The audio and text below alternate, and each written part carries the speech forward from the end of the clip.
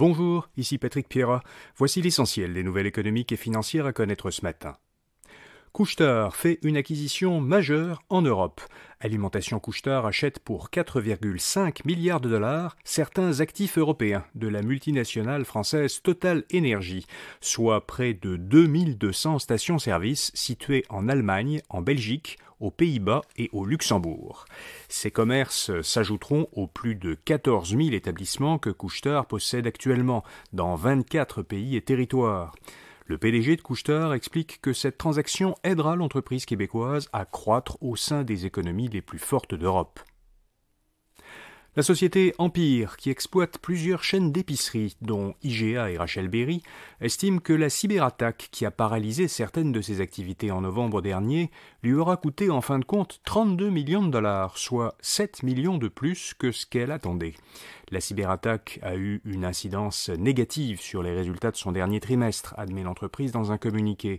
Son bénéfice net a été amputé de presque 40% par rapport à celui qu'elle avait dégagé au même trimestre un an plus tôt. Le Canadien national dit qu'il s'est inscrit volontairement auprès de l'Office québécois de la langue française pour se conformer à la loi 96 qui a réformé la loi 101. Le PDG du CN dit que cette inscription est en droite ligne avec l'histoire de l'entreprise, dont le siège social est à Montréal depuis plus de 100 ans. Le ministre de la langue française, Jean-François Roberge, a qualifié de très important pour le Québec et le fait français l'adhésion à la loi 96 d'une grande entreprise de compétences fédérales. MindGeek, la société montréalaise derrière le site Pornhub, est achetée par Ethical Capital Partners, une nouvelle entreprise de capital investissement d'Ottawa.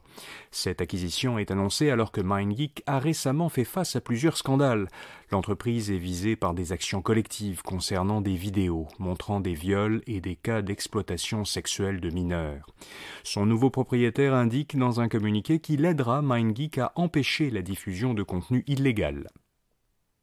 Et puis Microsoft annonce qu'elle ajoutera prochainement des fonctionnalités utilisant l'intelligence artificielle au logiciel de sa suite de bureautique Office, qui regroupe les logiciels Word, Excel, Outlook et PowerPoint. Baptisé Copilot, cet ensemble de fonctionnalités utilisera la technologie développée par la firme OpenAI, dont Microsoft est actionnaire. Parmi les fonctionnalités annoncées, Copilot pourra rédiger un courriel, résumer une réunion ou créer une présentation à partir de documents qu'on lui soumet. Voilà, vous savez l'essentiel. Pour un tour d'horizon de l'actualité générale au Québec et dans le monde, écoutez notre autre balado quotidien, Actualité Info Bref. Notre infolettre Info Bref, votre argent, vous propose, comme chaque fin de semaine, les informations et conseils de nos chroniqueurs experts en finances personnelles et en consommation. Vous pourrez voir cette infolettre toute la fin de semaine, samedi et dimanche, en accueil de notre site infobref.com et vous pouvez bien sûr vous y abonner gratuitement pour la recevoir par courriel chaque samedi matin. À lundi matin pour le prochain bulletin de nouvelles Info Bref à faire. Bonne fin de semaine.